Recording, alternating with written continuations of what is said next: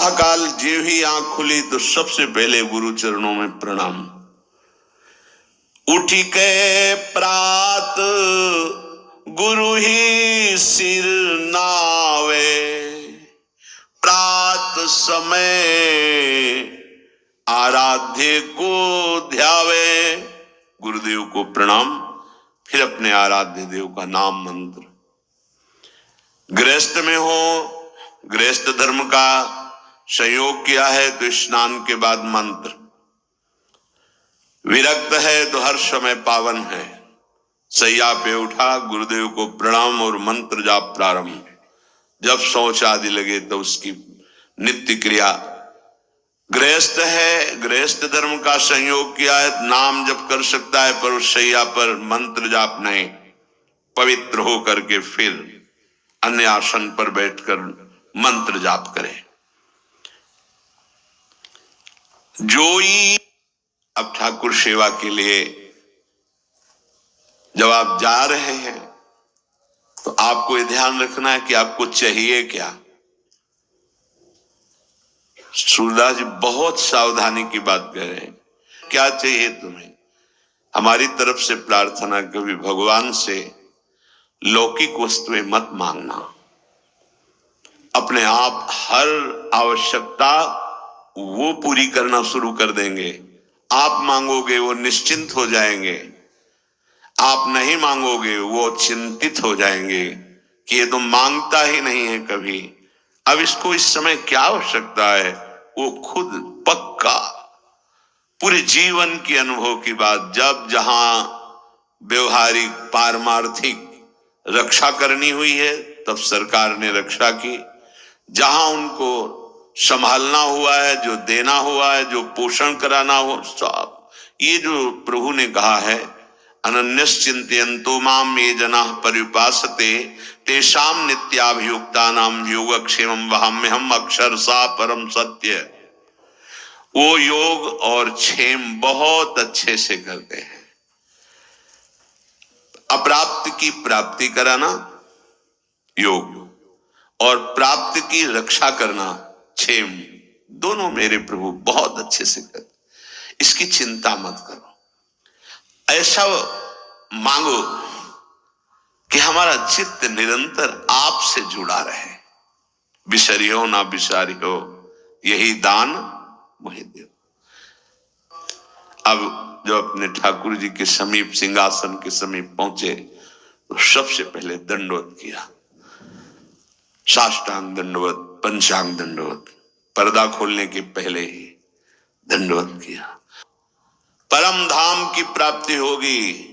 एकोपि कृष्णः कृतः प्रणामो दशाश्वमेधावृतेन तुल्या, दशाश्वमेधि पुनरेपि जन्म कृष्ण प्रणामी न पुनर्भवाय।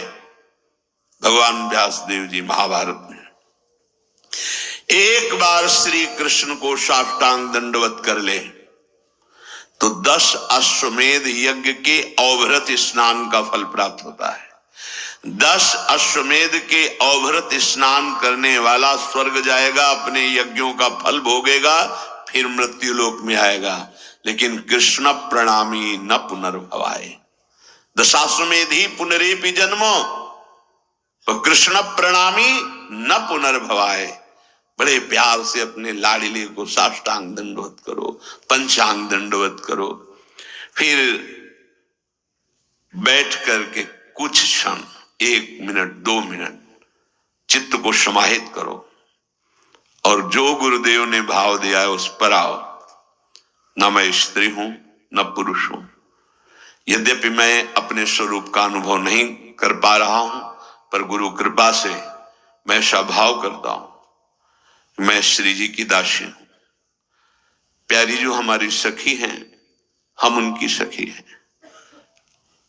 स्त्री पुरुष ये वर्दी है, पोशाक है।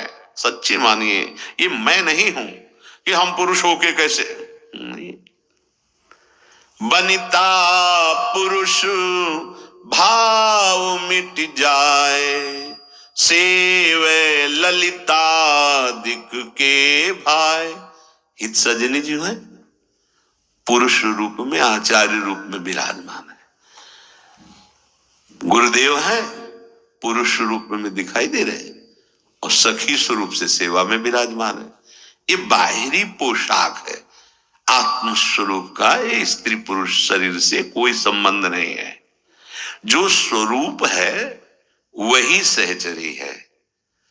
स्थूल शरीर, सूक्ष्म शरीर, कारण शरीर, तीनों शरीरों से परे यातना शरीर, देव शरीर, संकल्पित शरीर, इन सब से परे ये सच्चिदानंद बपू किशोरी जी का प्रतिबिंब रूप, मानो जैसे एक शीशे के महल में लाखों अपने रूप दिखाए, ऐसे किशोरी जी के लाखों प्रतिबिंब स्वरूप से चर्याएं और कोई नहीं। किशोरी मात्मानम किमि सुकुमारी नुकले, अपने को, अपनी आत्म स्वरूप को वो किशोरी रूप में अनुभव करता है गुरु प्रताप से। तो हम भावना करते हैं, अपनी तिलक रचना करते हैं, शरीर में जय मनाते हुए गुरुदेव के, आचार्य के जो द्वादश तिलक है उनकी रचना रच के करते हैं। और उस समय हम भाव करते हैं कि हम श्री जी की दासी। अगर ऐसा पुरुषत्व भाव बहुत जोर का है तो हम प्रिया प्रीतम के दास हैं, ऐसा शुरू कर दो। हरिवंश बलिदासुरी तुम जो कंचन तनी, लाल मरकत मनी, उभय कल हंस, हरिवंश बलि दासुरी। दास भाव, मैं दास हूं प्रिया प्रीतम का, यहां से शुरू करो, आगे बड़ी की मात्रा लग जाएगी, वो स्थिति आ जाएगी।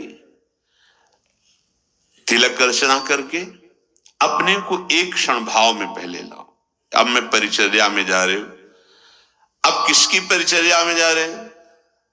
तो सामने भाव करो, हमारे श्यामा श्याम विराजमान है।